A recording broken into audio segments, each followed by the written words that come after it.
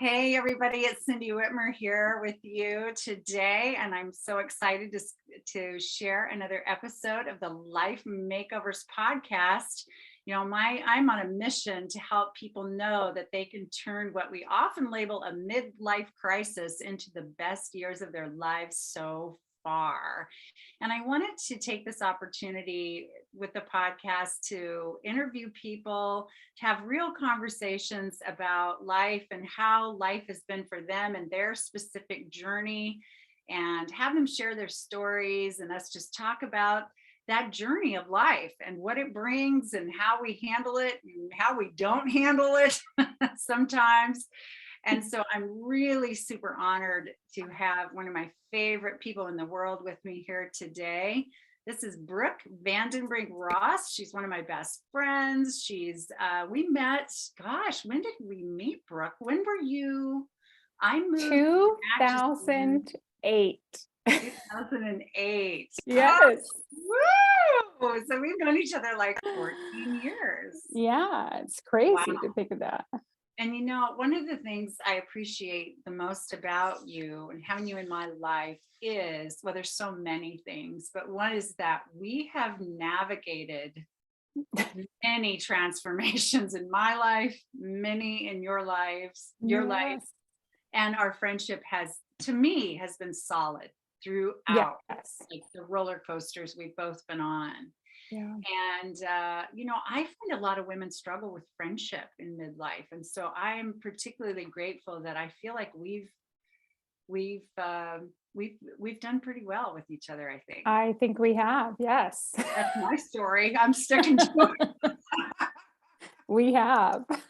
Maybe that's something we ought to make sure we talk about is, friendship, and how when women are going through dramatic changes, how to stay steady in friendship. I think one of the things too with you, because counseling background and all that, you have a lot of tools. And when you're navigating things and I was navigating things, you would always pull tools like, have you thought of it this way? Have you done this? Or you just listen. Sometimes you didn't even say anything. You just listened. And I think, we are both people who love personal growth.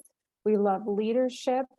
But having friends who can take that stance and just hold that space for you, whether you're having a really crappy day, or you're having, you're on a high at life or a low at life, when a friend holds that space and allows you there's times I'll never forget, like during my divorce, when you kept reaching out to me. And there were days that I really wanted to crawl up and cocoon and I didn't want to answer back. Sure. But it was that constant love. And you just even like, hey, this doesn't warrant a response. I'm just checking on you. And it was that constant, you always just gave space. And by that, I think too, then I have learned by example, how you've treated me. And, I hope that I have reciprocated that back, but I also hope to reciprocate that to other friendships as well. So I think it's, just that constant learning and loving. I mean, that's what love is. Love is hard, and it's not always rainbows and fairy tales and all that. It's the crying together. It's the, I don't understand what you're going through, but I'm going to sit here and listen to you and hold that space. And I think that you and I have done that very well with each other. Oh, I do too. Yeah, I feel that too, that definitely you've created space for me too. And I feel like you've accepted me, like, when it's pretty, when it's ugly, when it's pretty ugly. I mean, you know what I mean? Like, Yeah. And I love that with that space that you've created for me, I can say anything. I don't need a filter when I'm talking to you.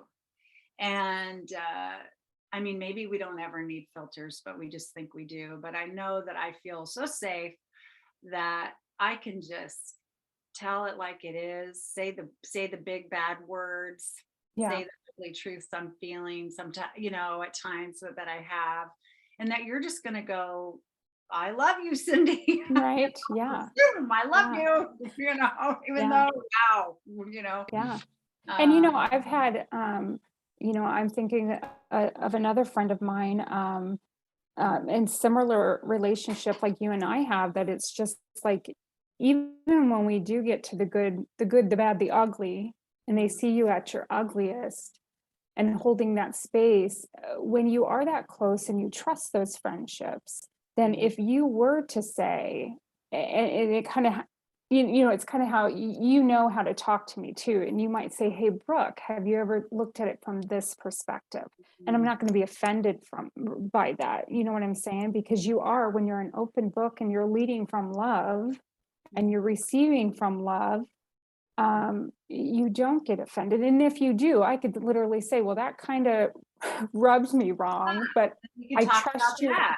Yeah, I Yeah. trust you enough that it's coming from a good place. So I'm going to sit with that for a little bit, Yeah. and I feel like, yeah, if we talked about it, great. If I just said, hey, I need to sit with that for a little bit and be quiet, you'd be like, okay, cool, you know?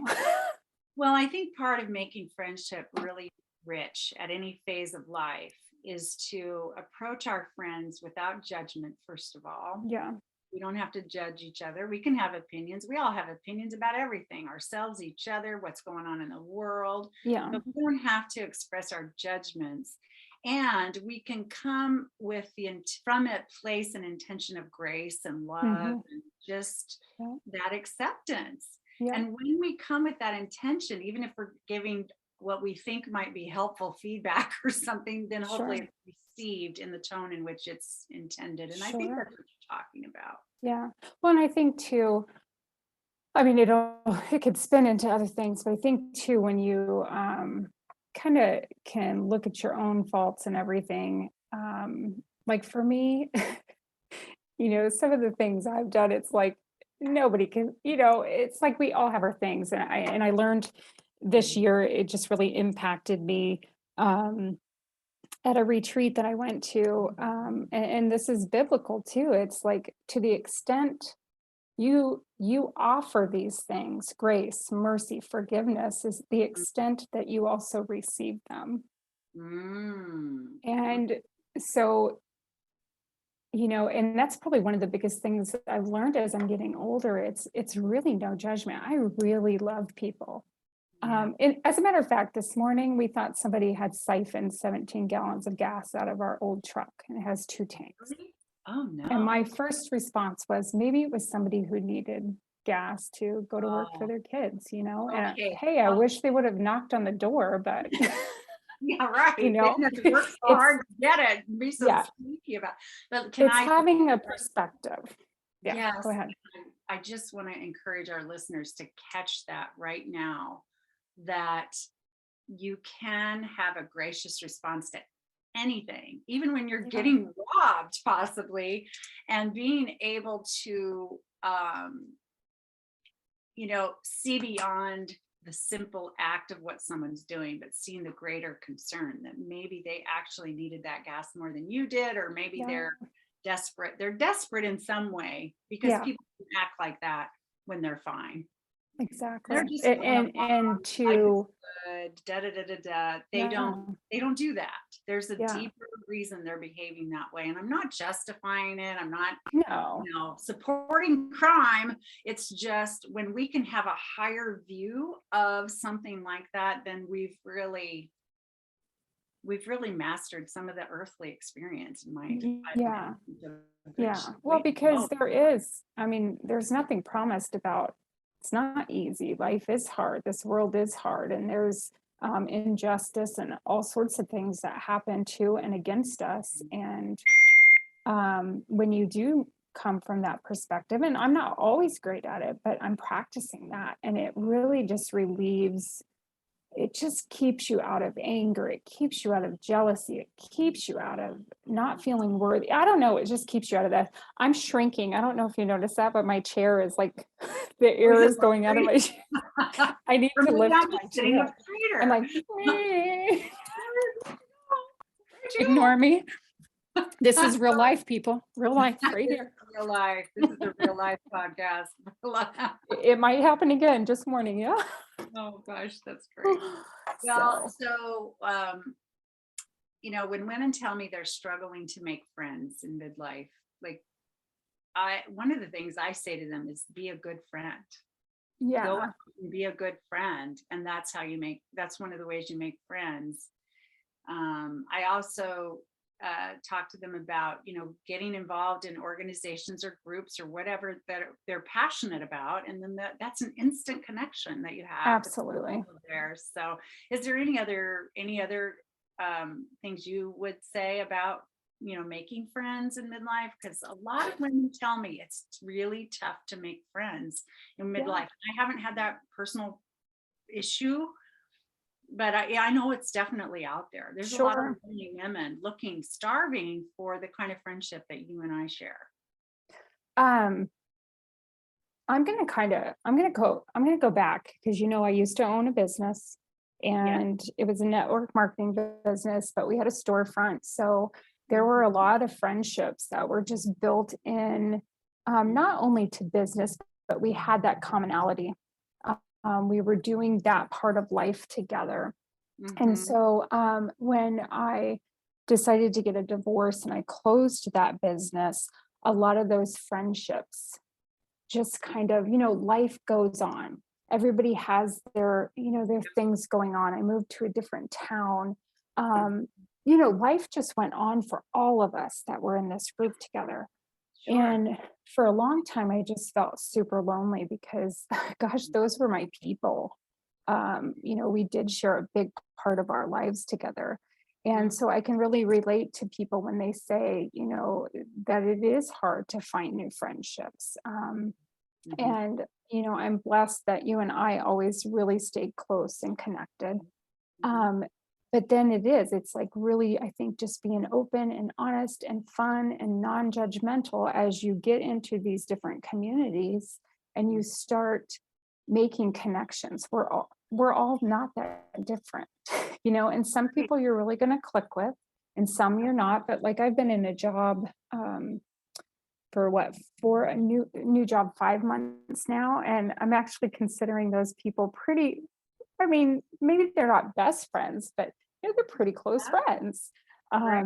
And then, Mhm. I jumped into I found some retreats and stuff that I like to get into. And through those and through vulnerability, through real talking, not covering it up, not showing up so Mhm. stoic and all perfect, but just kind of like as we're getting in, it's a retreat. So we're getting into some deep conversations, but just being open and honest, you start relating heart to heart. And and there's so many stories that are probably so parallel to each of our stories, and you can't help but make these, start making these deep connections. And then, I think too, it's always that reaching out, it's sending the note, it's sending the little messages. Mhm. um, just like you did all the time with me. And I felt like I have done that with a lot of people too. And sometimes it's not reciprocated, but you're always keeping that door open. You're just always I reaching won't go out and away. saying, hey, yeah, I'm just thinking, like I'm not stalking them, but hey, I'm thinking about you. And you said Whatever. friend that won't go away. We don't Or maybe I reciprocate. am that friend Just too. keep coming back for more. like they're dodging us in Walmart. Like, oh dear Lord, here she This comes. was in aisle 10. Go the other Right. So direction. I don't know. I just think just keep talking to people. You can't make friends if you're not out there or if you're not reaching out to people. If you're closed Right. off and you're cocooning, that's not working. No, You that go, I don't know, just go take a risk and go somewhere. You might surprise yourself and people might surprise you. yeah. So, Yeah. and I have cocooned before, so I know, I understand that. Well, there are seasons, right, that we There feel are, like we need a cocoon, and that's okay too. But absolutely. if people are hungry and lonely and starving for friendship, they've got to get out of their cocoon. Yeah. And I Exactly. think one of the biggest things too is, and I'm not saying that I'm totally doing this. I just did this in this last retreat I went to. I went as a servant, but there's communities and there's Mhm. places that need serving. So when you go out and serve people, whether friendships or not, just sharing kindness And whatever gift you have or resource you have, you might just be surprised how full you feel. Yeah, and sharing a mission or Yeah, a movement of some kind can really add to a relationship too. So, absolutely. well, I'm going to switch gears Sure. on, and I'm just curious, when you were a little girl or younger and thinking about the middle of your life, like what it'd be like when we're in our 40s or our 50s, and maybe you never thought about it. But if you ever thought about it way ahead of schedule, like what did you think it might be like? Did you have any? Not like it is. Yeah, not like it is. No, for no kidding. Wow. I was always a kid. My sister and I, we used to have this Barbie room up in my closet Oh, that my dad made us in the attic. And so I always pretended and I played house. And oh yeah. so Too. I think as I don't know. I think as a young girl and as a teenager and stuff, I really just had that. I'm going to have a house. I'm going to be married. I'm going to, you just go through the motions. And then, Oh yeah. real life hits. And yeah, Not a Barbie camper, is it? it's not a Barbie dream house. It's not a Barbie dream house. Yeah. The walls just got kicked in, the roof fell through, the bottom fell out, Yeah. the cops got called, I mean, this is real life. But I love it because again, you learn mercy and grace and forgiveness and Yes. you learn not to judge. It's just like, Yeah. Cops will be. yeah, a few times. I've got teenagers. Why are we laughing about the cops being? I'm sorry. It's really not funny, but I love that. Three, Three all three children. Everyone is safe. Everyone who's listening. It's They okay. said having children would be fun. And it is.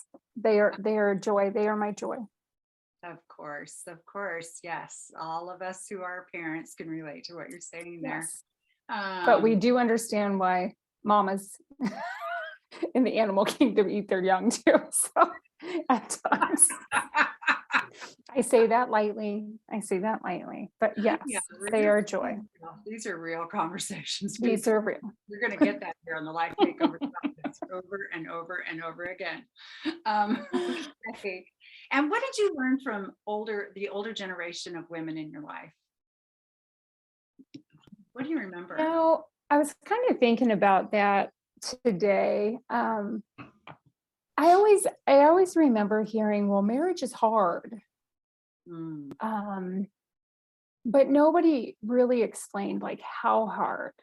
You know what I mean? And oh, yeah. nobody really said you got to pick your hard. So I Did you sometimes see wish that anything, though? What did you see in how they were behaving or what they were doing as women, or you know what I mean? I don't know. I haven't thought about that. I mean, Mhm. really, I come from a very strong family. Um, and I mean, there's brokenness, of course, places too, but like my mom and dad have been married for 50 years. Yeah. I always tell my mom and dad, they still do this. They're very independent, but they come back together. Like dad goes shooting, mom does her quilting and stuff, and then they come back together. Yes, Um, yours and theirs, I call it, which is healthy. yeah, yeah. Each And circle, we want some mutual space in our circles, but also and you also want that separate, yeah. And I shout out also to all of you who have been married for decades. yes, Wow. and it's so beautiful, and just to think how much they've seen and grown together and grown apart and come back together. I mean, Ah, it's a beautiful thing. But and I've seen my parents in the struggle too. But sure. I don't know. I've just always seen them just doing, just making it happen.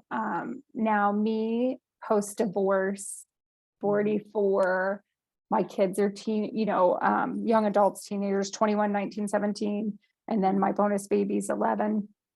Um, I'm really honest with my kids, as they're growing up, because I want them to know there's going to be a time when you're married that you probably don't love your spouse. Not like you know, Not as in that love that with them anymore. yeah, where you're frustrated. Yeah, or where you're giving your all to raising your family and it's really about the kids and you've lost touch with who you are as husband and wife maybe, because I Yeah. want to be honest with them and also telling them like, yes, it is hard and this is what hard means.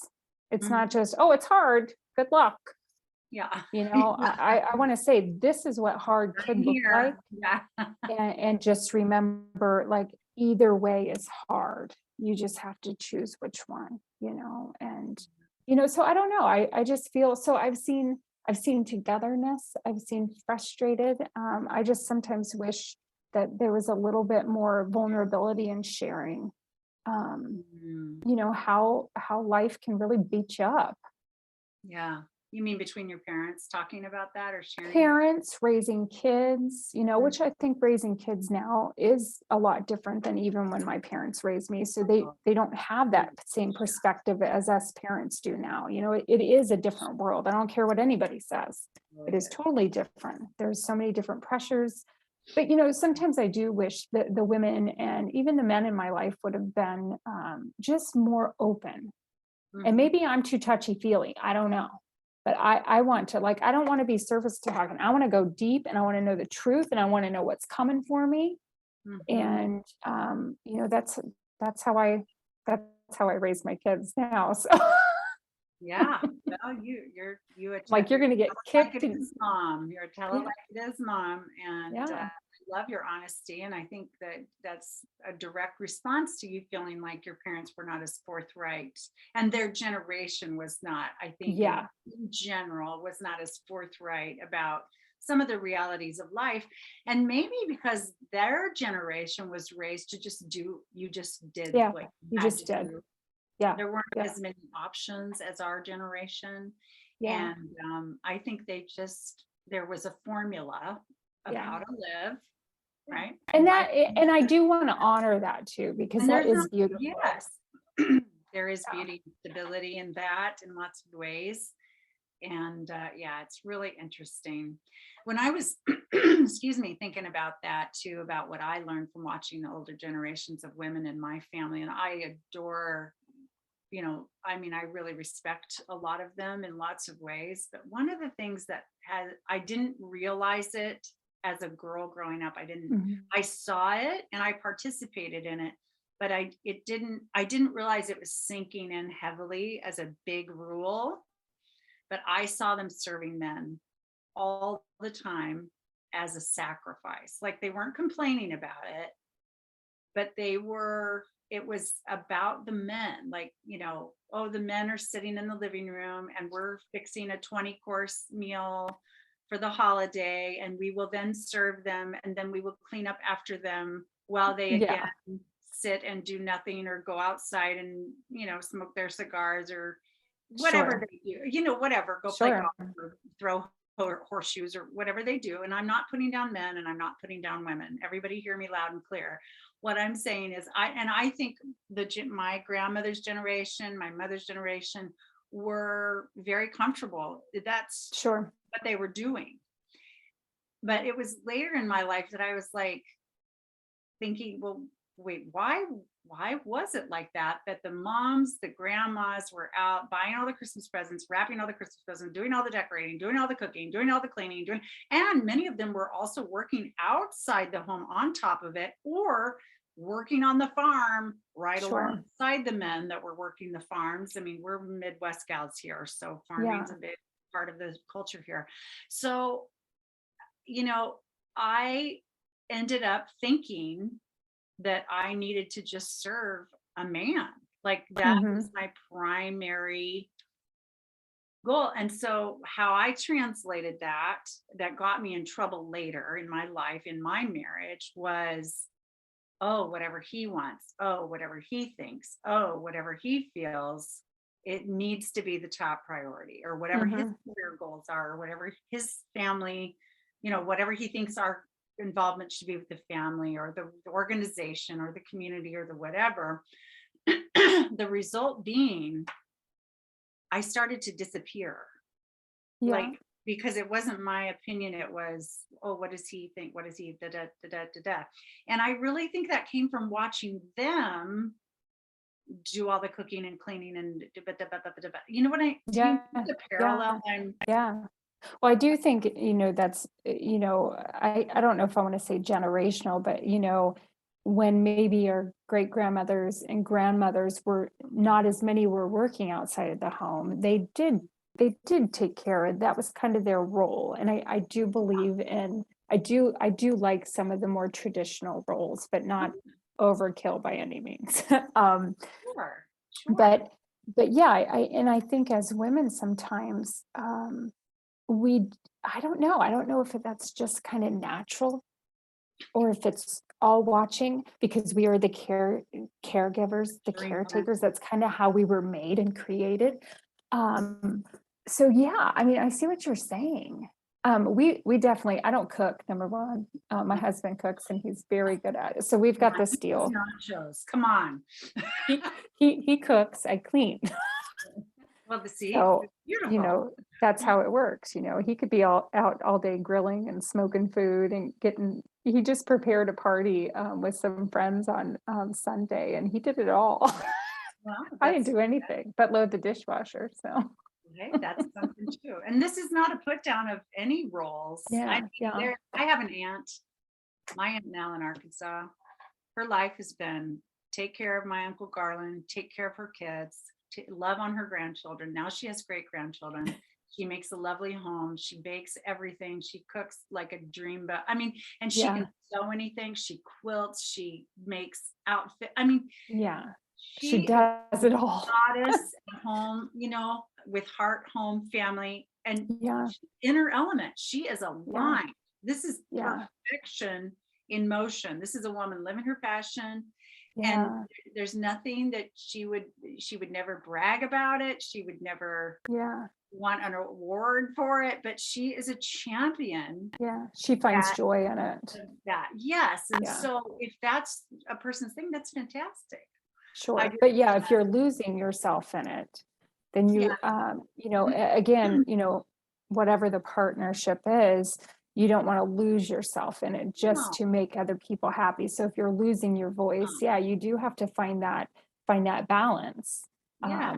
Because there is sacrifice. I don't care what relationship you're in, there is going to be sacrifice. But yeah, you don't want to lose your voice. You don't want to lose who you No are one to should. anything like that. Yeah. No. So, The men should be able to be met who they mm, are, the women, any kind of relationship, yeah, both genders, all genders, any yeah. gender ought to be able to be themselves, whoever Now, that I is. will say I clean my house because I have a very high standard and I don't want everybody's stuff laying around. So I'm the cleaner of this house. It was one of your gifts, my dear. I'm like, if it doesn't get picked up, it's going to the Goodwill in 7 days. So you better decide if it's important or not. Boy, I hope I never leave anything laying around at your place when I leave it accidentally. Okay, so what's been the most difficult part of midlife for you? And how did you get through it? Like, what do you, is there a glaring most difficult You thing? already know the answer to this question.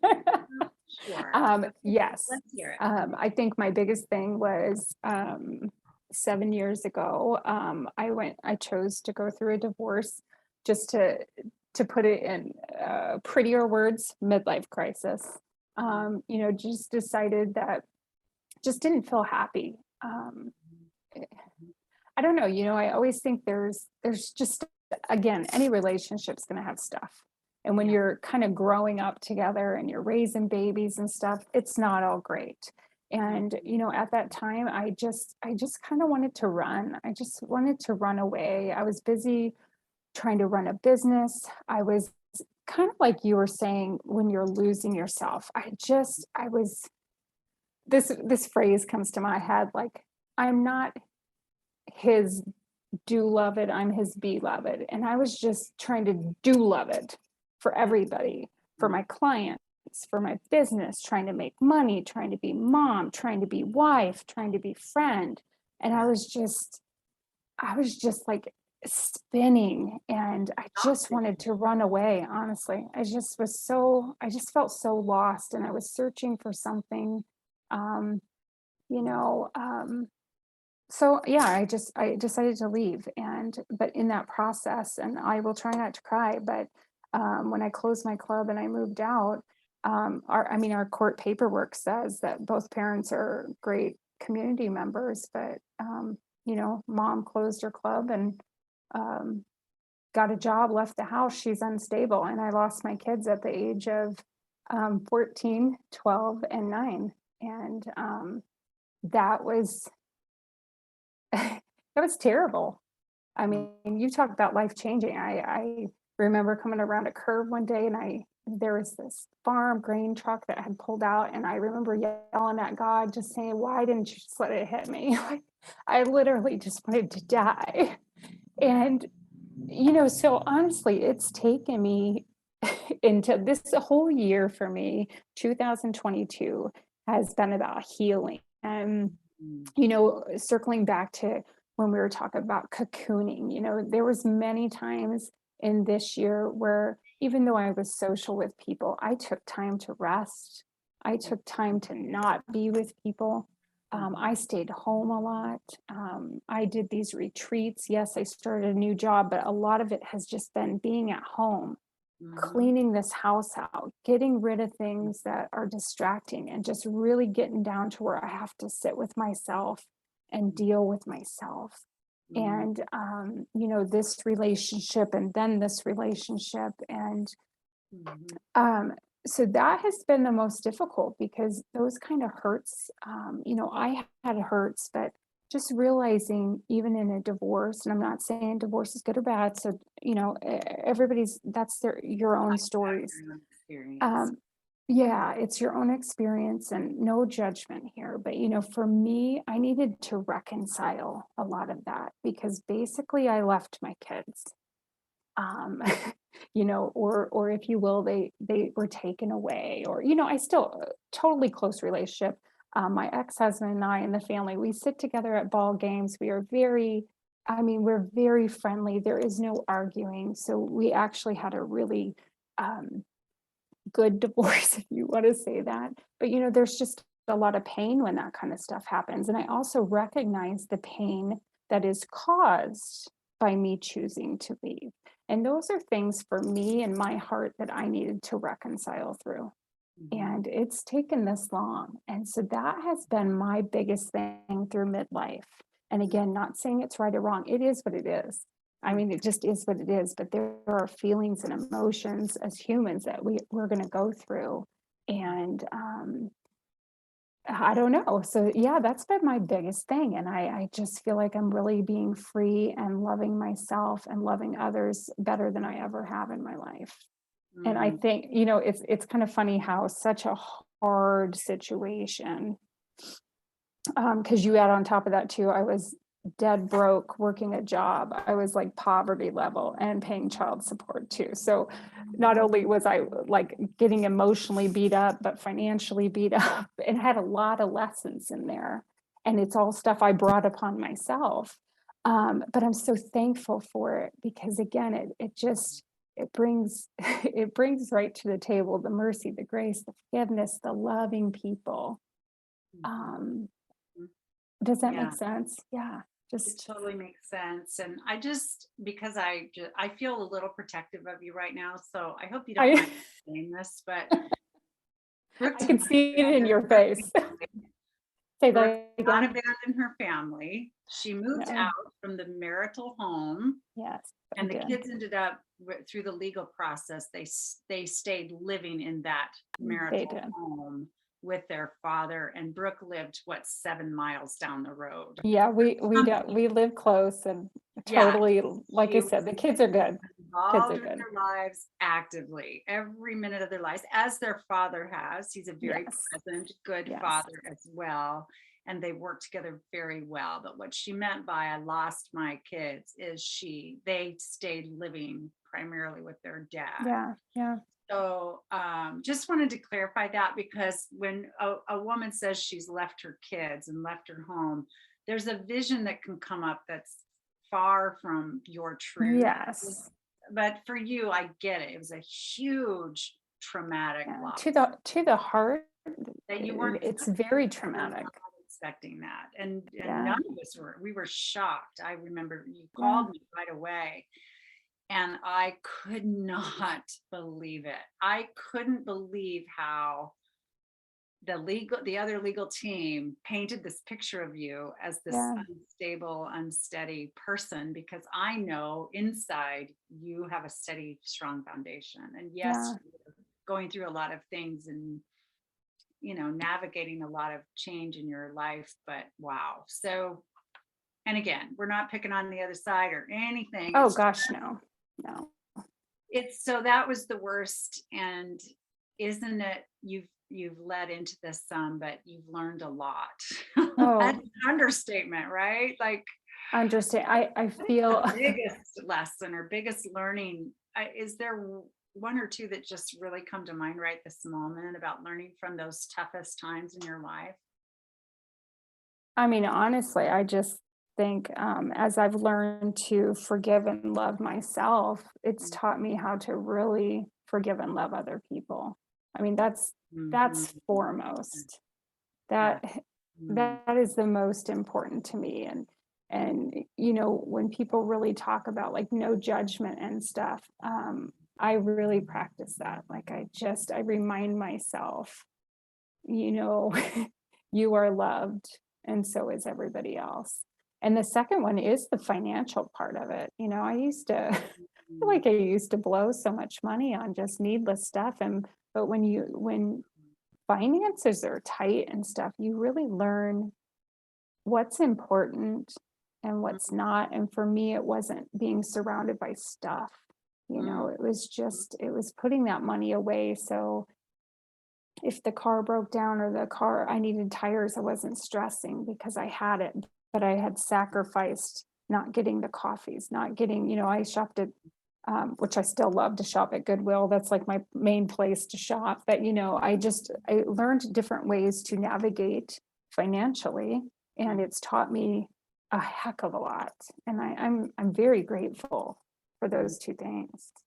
And, And you really again, turned just that situation around a lot. I mean, you've been in jobs, you've been promoted, you've taken new positions, and I've so worked 3 jobs if necessary, yeah, you worked weekends, and yeah, yeah, yeah, it's really yeah. There's definitely has been sacrifice in there, as, so many people know that, they're same thing for other people in their lives and their stories too.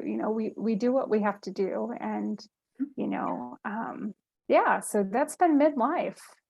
yeah. But, Well, in the meantime, I did find, a new partner and a new husband, and I, mm, got my bonus daughter in the process yeah. too, and we live a good, healthy relationship, and, Mm. I'm probably more of myself with him, real playful, where I'm serious more on the outside. I'm very playful with him, and we Mm. just enjoy, life is good. Oh, Life I is love good. it. I was going to ask you if what the most pleasant surprise of midlife's been. So it's the guy, huh? The hubby at home. Yeah, and I just think because I can be so uptight where my husband's name is AJ. Mm. He's kind of like a big kid. He doesn't take life too serious. I mean, there's things he takes very serious, but and he doesn't hold on to grudges and stuff a lot. And so he's just kind of taught me a new way of being too. Mm. So Mm. I was teasing with him. This might be too much information, but I'm going to share it That's because it's no, just how no. I I am. think all subjects are okay here. So, as I've aged too, and kind of taken a break this year, and I haven't exercised as much, things are kind of shifting around. So he was staring at me one night when I was putting my pajamas on, and I was just teasing. I was like, "You still think this looks great, huh?" And I forgot he's totally like blind without his glasses. So he's like Oh, basically like, "You look flawless. I can't see wrinkles. I can't see dimples. I can't hey, see anything." And I'm like a supermodel. yeah, yeah. Oh, you should see my perfect figure eight, sweetie. It's too bad you're missing out on it Yeah, since you right? have glasses But on. but that's the fun, playful stuff. It's just like we can have really great giggles and it's not a big deal. And, we just love each other. And, I look forward to the future. And, I figure in the next 5 to 10 years, I could be grandma. And, I look forward to those things as a couple. And even and with the previous family, I just look forward to this just growing in love and raising families and just loving on people. Yeah. Yeah. So, There's always love in life, isn't there? No matter what there is. kind of There love is. there for all of us, if we'll just take it and grab it, whether it's that divine love that some of us believe in, or whether it's love in friendship, or whether it's love in romantic partnership, or love with children or family. And love is Or available. animals, And just loving animals, loving loving your animals. Oh my gosh, animals. yes. Yes. So Yeah. yeah. So if you had any, last wisdom you really wanted to share with other women or people who might be listening right now and looking for I don't know, any other things that you really want to make sure we talk about or that you'd love to share? I don't feel like I have any like wisdom like words. I think it's just really um almost like getting to know yourself. Mm, Like mhm. without the expectations of what you should look like or what you should do or who you should be, like Yeah, quit shoulding on yourself yeah. and shoulding. I didn't say the other word. Sure. And Shoulding, just shoulding, yes. yeah, and just really and look how far you've come. Look at all the experiences you've been through and find gratitude in that. And I think when you do that, you just start to see the world different. I think as we age, many people, we get more emotional. The timeline's changing, like I'm, halfway through life already. And it does Mhm. give you a different perspective. And I don't want to waste any more time. And I don't want other people to waste any more time worrying if they have a dimple on their butt or if their thighs aren't as toned as they were when they're 20, because you know what? They're probably not going to be. And it's okay. And just spend time with friends, spend time with those you love, get quiet and read, get off your phones, get your feet out in the grass. These are just, I Mhm. just think experience more, whatever that is for you. Yeah. So those are my words. Is just, I almost feel like becoming more real, becoming really authentic, not Mm. not having to search for the purpose of your life or anything necessarily, just be. My kids gave me a long, long time ago, and it's a common theme that just seems to pop up at least once a year. And it's just be still. Mm. I have something on my gift from them. It's a little frame. It says "Be still." And then one time I got a necklace from my mom. It's in Morse code, and it says "Be still." And she didn't even know that that Mm. meant anything to me. Mm. And Wow. so that's probably my biggest wisdom that I could say as we get older. Just be still so you can really soak up everything. We're not promised tomorrow, and just walk in love. Mm. Oh, that's just beautiful. I mean, that's just beautiful. There's some spiritual teachers out there I like. I mean, there's so many I love, but one of Sure. them says that what if our life purpose, so to speak, was just to experience freedom, growth, and joy? Yeah. And I just think, oh, how sign me up now, right? It Right. just sounds so, I Yeah. don't know, just wonderful, doesn't it?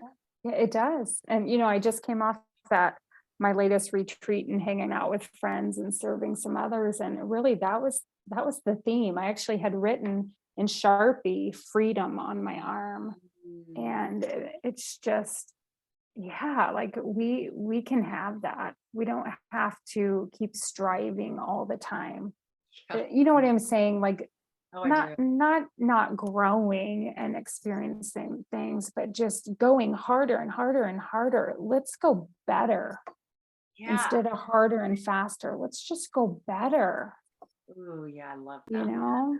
Just harder and faster. Yeah. Mm. 'Cause that just tends to not work when you go harder and harder and faster and faster. Yeah. kind of come to the end of yourself. So yeah, let's just and encourage others just to go better and don't expect the harder and faster from everybody else, you know? So stop So chasing our tails and everybody yeah, else's, and and be be still still.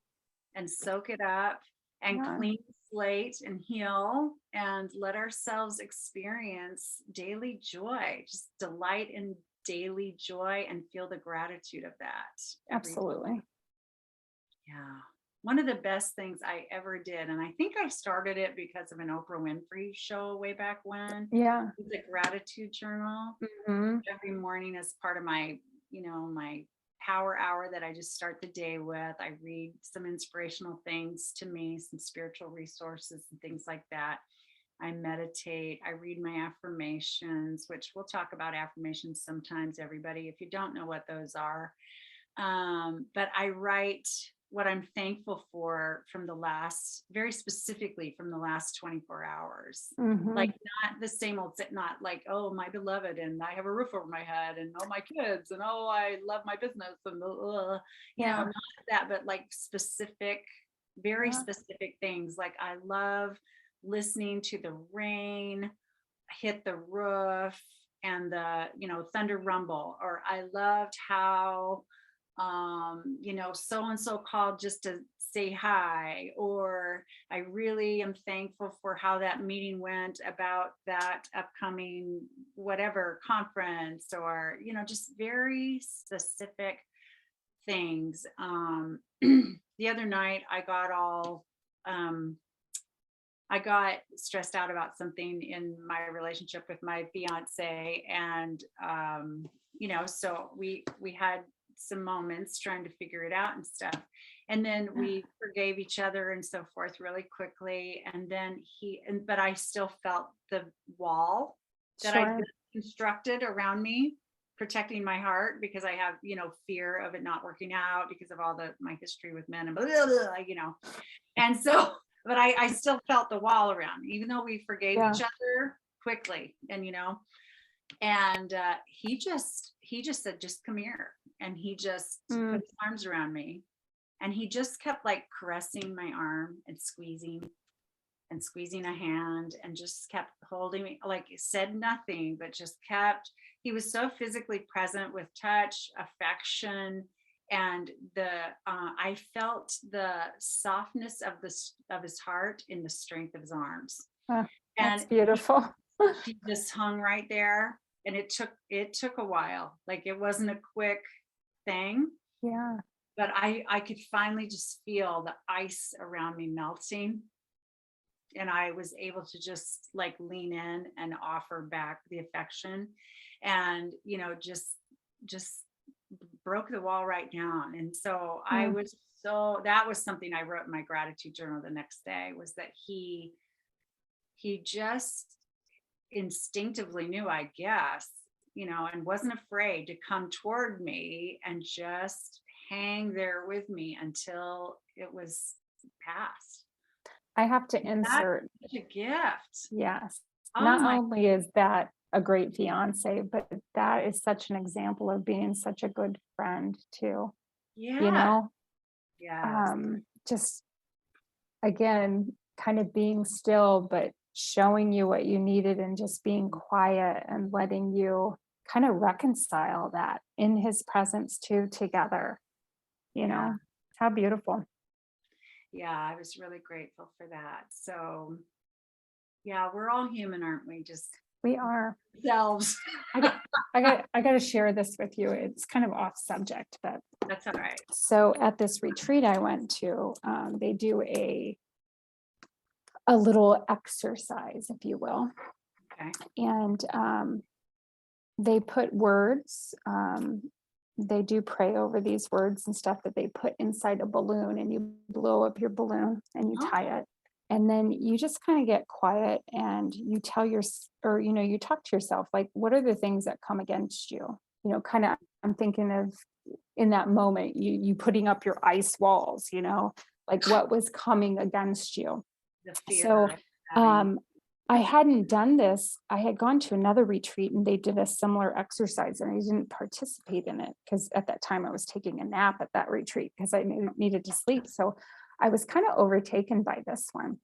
And Mm, I want to share with you. Can I share with you what I wrote on sure. this? Yeah. It kind of leads back to that, the struggling of midlife. But this Mhm. is what I wrote on here. I said, what comes after me?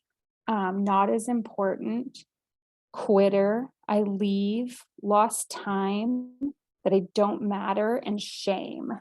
And then they Oh my, say, I know these are heavy oh, things. You remember when I told you?